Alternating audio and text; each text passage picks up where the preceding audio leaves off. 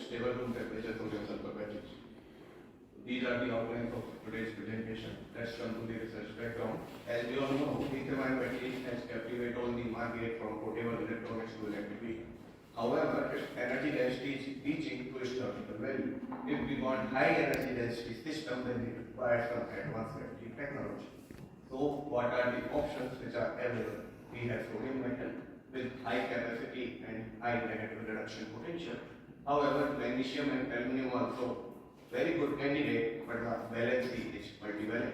If valency will increase, then complexity of the system will increase. That is why we are focusing on sodium metal. This is not only the reason. Besides this, sodium is highly abundant, and the raw material price of sodium is very less as compared to lithium. That is why people are extensively working on sodium-based batteries from last 10 years. Yes, it has a lot of potential, but at the same time, sodium has a lot of challenges. The challenges with dendrite growth, expansion, gas evolution, and yes, unstable solid electrolyte interface. If we stabilize the ACI, then most of the challenges can be tackled.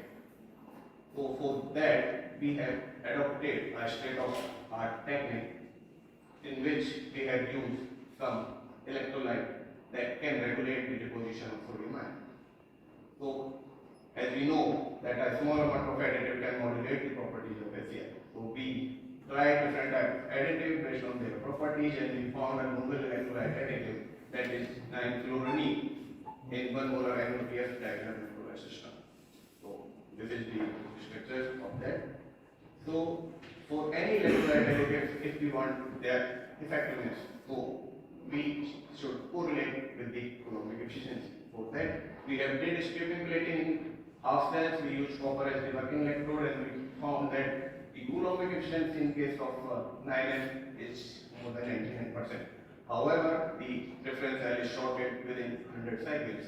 And if we see the reversibility in the CV curve, our system is highly reversible and very much stable. If we talk about the nucleation over potential, we found that the nucleation over potential in terms of additive is just 1/3 as compared to the reference system.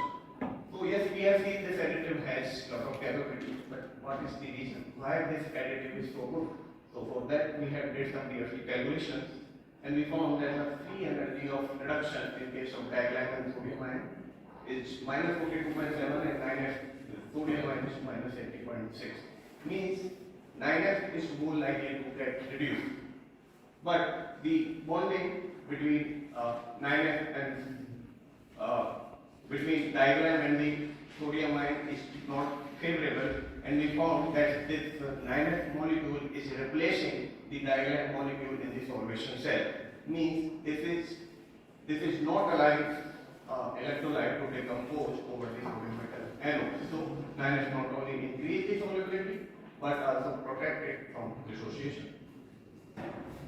Then we did the optimization of this additive, like how much amount of additive is required for the optimum performance. So we found that 50 millimolar was the best optimum in terms of cyclic stability or in terms of deposition over potential.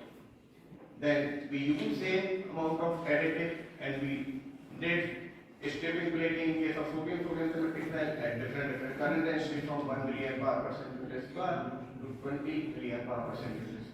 So we can see the extended cycle life, and the deposition over potential is minimum in case of 9. Then we observed the deposition morphology with FEACM, and we found in different system a dendritic and unique structure was there.